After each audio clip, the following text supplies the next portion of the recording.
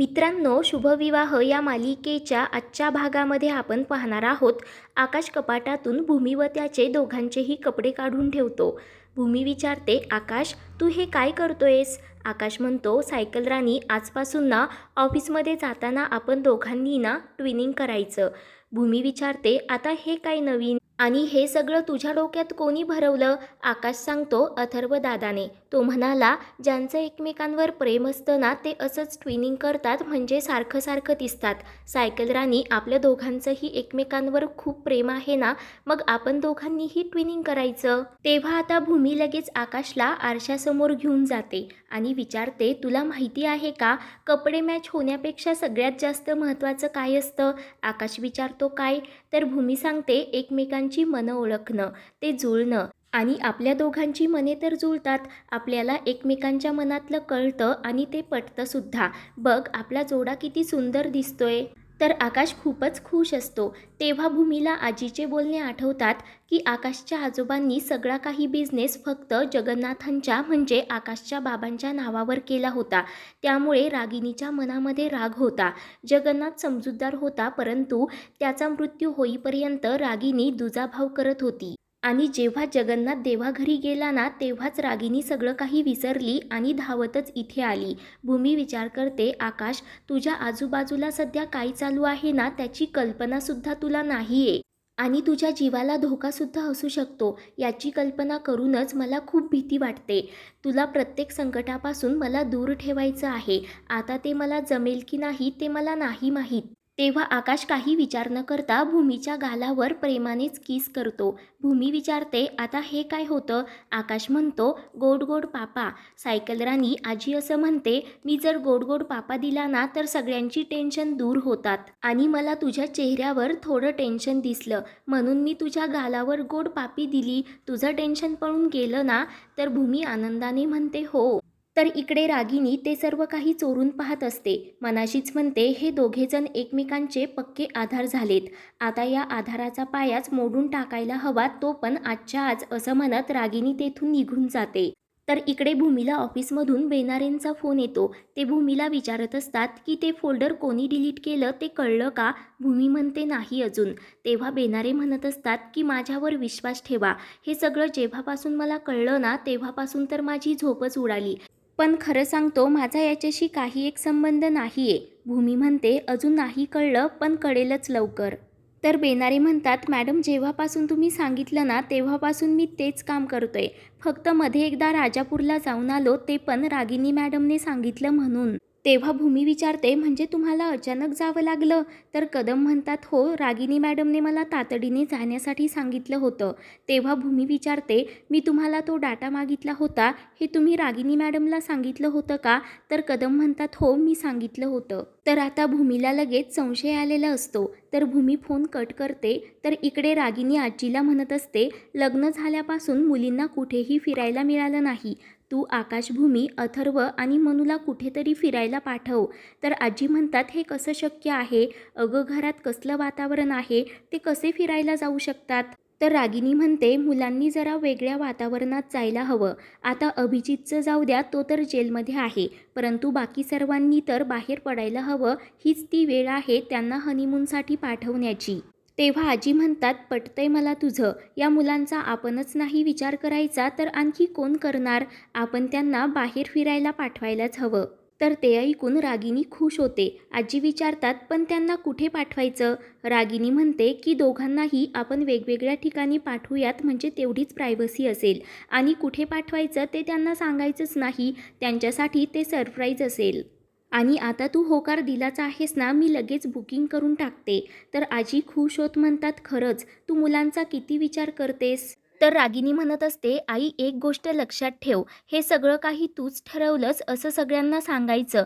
कुणाचंही नाव मध्ये घ्यायचं नाही, माझं सुद्धा नाही. तर आजी विचारते, पण असं का? त्यावर रागिनी म्हणते, अगं आई, मी हे सगळं ठरवलं असं जर त्यांना कळलं ना तर सगळेजण नाहीच म्हणतील, पण तुझा शब्द कसा शेवटचा शब्द असतो. आजी खुश होत म्हणते, ठीक आहे, तू म्हणशील तसं. तर आता रागिनी खुश होत मनाशीच म्हणते, भोळी ग माझी आई, आता तू आकाशभूमीला प्रवासाला पाठवण्याची तयारी कर आणि मी ते तेथून कधीच परत घरी येणार नाही यासाठी तयारी करते. त्यानंतर आकाश व भूमी देवासमोर प्रार्थना करत असतात. त्याच वेळेला ड्रायव्हर चावी घेण्यासाठी येतो. रागिनी त्याला गुपचूप चावी देते. त्याच वेळेला रागिनीचं लक्ष चावीला लावलेल्या सिव्हिल हॉस्पिटलच्या टॅगकडे जातं. रागिनी विचारते, गाडी रिपेअर झाली का? तर ड्रायव्हर म्हणतो हो आणि चावी घेत लगेच तेथून निघून जातो.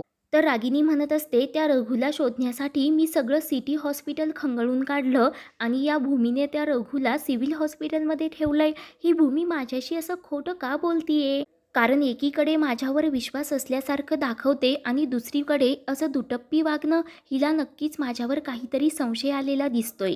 आता भूमी रघुच्या बाबतीमध्ये जसा दुटप्पीपणा करत आहे तसंच त्या मृत्यूपत्राच्या बाबतीमध्ये करत असेल तर म्हणजे ती म्हणतीये की दादाचं मृत्यूपत्र हरवलंय, पण ते जर भूमीच्या जवळच असेल तर. त्यानंतर रागिनी भूमीला विचारते की दादाच्या हरवलेल्या मृत्यूपत्राबद्दल तुला काही कळलं का? भूमी म्हणते, नाही, मी सगळीकडे शोधलं पण कुठेही तपास नाही लागला. म्हणून आता आकाशला घेऊन भूमी लगेच ऑफिसला निघून जाते.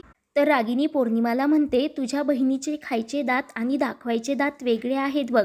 पौर्णिमा म्हणते, हो, म्हणूनच मी पहिल्यापासून सांगत होते ती पक्की आतल्या गाठीची आहे. पण आत्ता तुम्ही असं का म्हणताय? रागिनी सांगते की दादाचं मृत्यूपत्र हरवलंय. एरवी तिला कशाची कुणकुण लागली तर ती त्याच्या तळाशी जाते, पण आता मात्र शांत आहे. मला ना काहीतरी संशय येत आहे. पौर्णिमा विचारते, कसला संशय? रागिनी म्हणते, नंतर सांगते, आता मला एक महत्त्वाचा फोन करू देत, नाहीतर वेळ निघून जाईल. तेव्हा रागिनी लगेच तिच्या कुंडाला फोन करून सांगते की रघु सिव्हिल हॉस्पिटलमध्ये आहे. पुढे काय करायचं ते तुम्हाला चांगलंच ठाऊक आहे. त्यानंतर इकडे ऑफिसमध्ये भूमी कदमच्या बोलण्याचा विचार करत असते. त्याच वेळेला राजा काका तिथे फाईल घेऊन येतात, कारण भूमी ऑफिसमधील सगळ्या स्टाफचा मोफत विमा काढणार असते. तर आकाश विचारतो, पण विमा म्हणजे काय असतं? भूमी सांगते, आपण भविष्यात कधी ना कधी आजारी पडणारच असतो. त्यासाठी महिन्याला आपण जे काही थोडे थोडे पैसे बाजूला काढून ठेवतो ना, त्याला विमा म्हणतात. आणि कधीकधी तर आपल्या जवळची माणसं अचानक आपल्याला सोडून जातात. मग त्यांचा घरात येणारा पगार थांबतो, सगळी अडचण होते. मग ते गेल्यानंतरही त्यांच्या फॅमिलीला पैसे मिळावेत ना, त्यासाठी ही स्कीम आहे. तुला आवडली का? आकाश म्हणतो, हो, मला खूप आवडली. राजा काका म्हणतात, चला तर आपण या स्कीमचं एखादं नाव शोधूयात. आकाश म्हणतो, थांब सायकल राणी, आपण या स्कीमला माझ्या आईबाबांचं नाव देऊयात का? ते पण असेच अचानक मला सोडून गेले. आता तू जर या स्कीमला आईबाबांचं नाव दिलं ना, तर मला वाटेल ते माझ्या सोबत आहेत. म्हणजे सगळेजण त्यांचं नाव घेतील आणि आठवणसुद्धा काढतील. हे ऐकून आईबाबासुद्धा खुश होतील ना? तर भूमी म्हणते, हो, आणि तुझी ही आयडिया ऐकून त्यांना तुझा अभिमानसुद्धा वाटेल. तेवढ्यात म्हात्रे तिथे येतात. तर भूमी विचारते, आपला डेटाबेसचं इन्चार्ज कोण आहे? त्यावर म्हात्रे सांगतात की कोणीतरी बेने म्हणून आहे, इथेच केबिनमध्ये बसतात. तर इकडे रागिनी व पौर्णिमा भूमीच्या रूममध्ये आकाशच्या बाबांच्या मृत्यूपत्राचा शोध घेत असतात, परंतु त्यांना तिथे काहीही सापडत नसतं. पौर्णिमा म्हणते, आई तुम्ही ऑफिसमध्ये जा, नाहीतर भूमी तिथे वेगळाच काहीतरी घोळ घालून ठेवायची. रागिनी म्हणते, तू काळजी करू नकोस, कारण आज मी ऑफिसमध्ये व्यवस्था तशी करून ठेवली, तिला काही एक सापडणार नाही. तर इकडे भूमी ऑफिसच्या स्टाफकडे काल इथे कोण आलं कोण गेलं त्याचे मला सर्व रेकॉर्ड किंवा रेजिस्ट्रेशन पाहायचं आहे, म्हणून कालचं रेजिस्ट्रेशन फाईल मागते. तेव्हा तो खूपच घाबरतो आणि मला सापडत नाही आहे असं म्हणत असतो. भूमी म्हणते, तुम्ही शोधा, मी इथेच थांबते, मला आहे वेळ. तर आता नाईलाजाने तो भूमीला सर्व रेकॉर्ड फाईल दाखवतो. तर भूमी ती चेक करते आणि म्हणते, इथलं पान तर फाटलेलं दिसतं, हे कोणी फाडलं?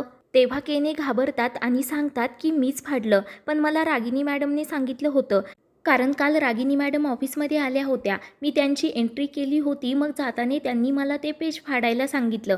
नाईलाजाने मला ते फाडावं लागलं. मॅडम मला माफ करा, प्लीज मला नोकरीवरून काढू नका.